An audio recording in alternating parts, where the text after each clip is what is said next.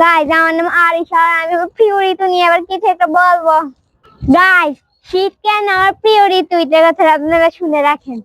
অন্যান্য ঋতুতে সকাল ভোরে ঘুম থেকে উঠে স্কুলে দৌড় দিতে হয়, তারপর লেখাপড়া করতে হয়, সারাদিন এদিকে দৌড় দিতে হয় ওই দিকে দৌড় দিতে হয়, তারপর ঘুম হয় না, এই সেই জ্বালা যন্ত্রণা সবকিছু। আর শীতকালে আরাম করে ল্যাপের নিচে ঢুকে সারাদিন ঘুমানো যায়। মা আমাকে সস খাইতে দেয় না, আর আমার সস হচ্ছে খুবই ফেভারিট। আর শীতকালে গাছে গাছে এরকম করে টমেটো ধরে অনেকগুলো, দেখুন গাইস কত সুন্দর সুন্দর ছোট ছোট করে পিচ্ছি পিচ্ছি টমেটো ধরেছে আমাদের গাছে।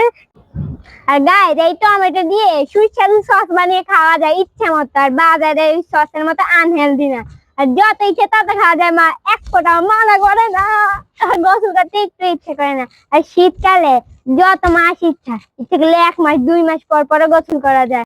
গাইস আর এগুলো হচ্ছে আমার শীতকাল ফেভারিট হওয়ার কারণ, ঠিক আছে? একটা কমেন্ট দিবেন যে কিরকম হয়েছে, ঠিক আছে? আর একটা লাইক দিয়ে দিবেন, I mean 2টা 1 আর 2, ঠিক আছে?